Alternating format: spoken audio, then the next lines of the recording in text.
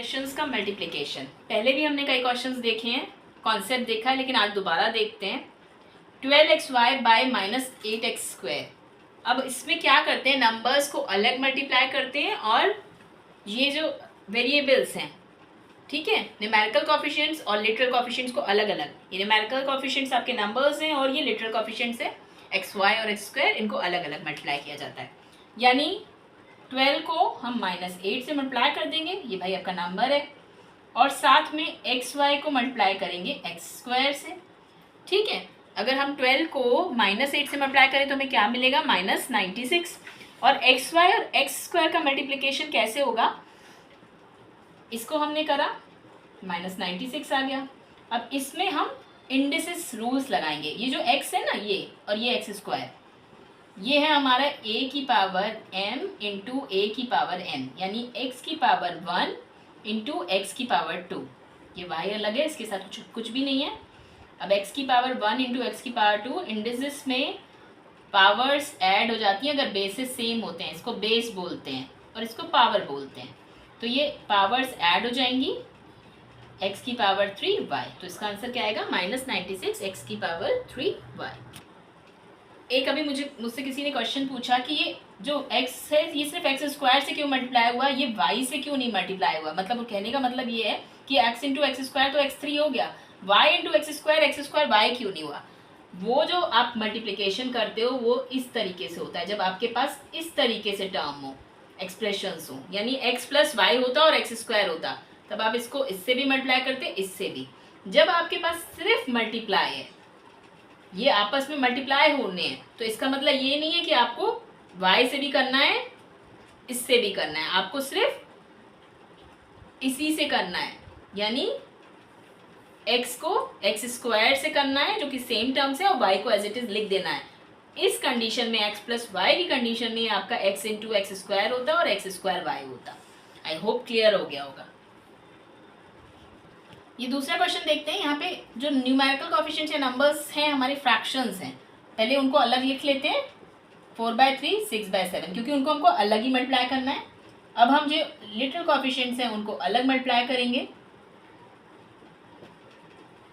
अब यहाँ पे जो भी सिंप्लीफाई हो सकता है, 3 1 जा 3 3 2 जा 6, उसको सिंप्लीफाई कर दिया। और अब इनको सेम जो बेसिस हैं उनकी पावर्स को ऐड कर लेंगे, चाहे तो आप साथ लिख कर करें,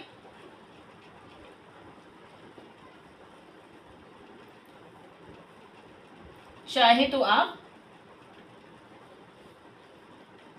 डायरेक्ट 2 + 2 और 5 + 3 8 कर सकते थे।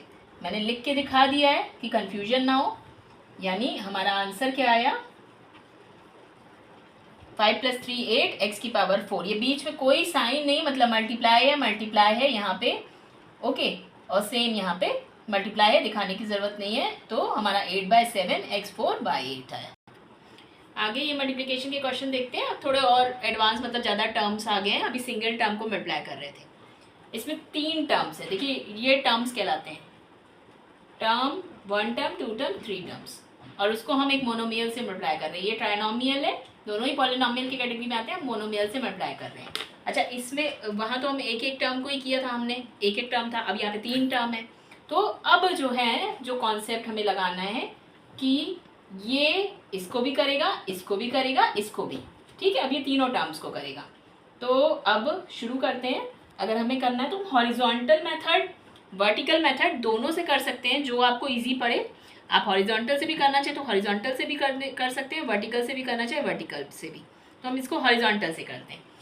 8x³ को सबसे आगे लिख देते हैं, 12x² - 4x5 को पीछे लिख देते हैं। इसको इससे करेंगे, फिर इसको इससे करेंगे, और इनके साइन के साथ इसको इससे। चलिए शुरू करते हैं। 8x³ इंटू 12x², साइन दोनों का प्लस इस वक्त।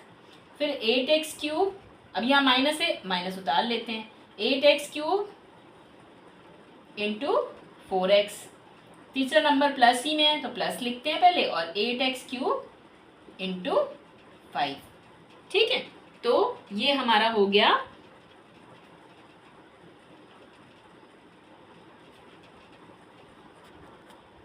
अब न्यूमेरिकल कोफिशिएंट्स को अलग ले लेते हैं, लिटरल कोफिशिएंट्स को अलग लिख देते हैं।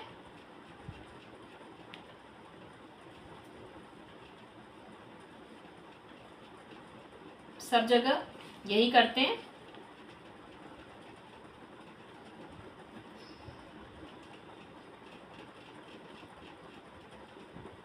अब 12 8 जा 96, एक्स क्यूब और एक्स स्क्वायर क्या हो जाएगा, एक्स की पावर 5, पावर ऐड हो जाएगी, 8 4 जा 32, एक्स की पावर 4, यहाँ 3 है यहाँ 1 है, और 8 5 जा 40, एक्स की power 3।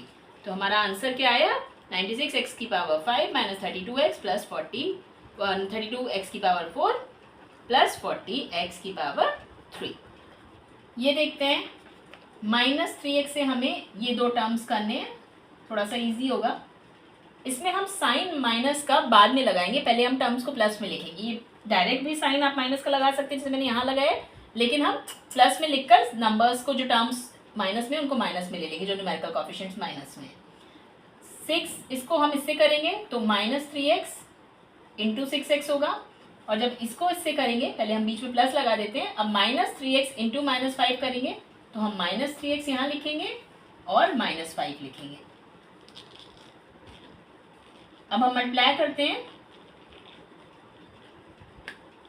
Literal coefficient numerical coefficient हम डायरेक्ट कर सकते हैं, इतनी देर से हम क्वेश्चंस कर रहे हैं।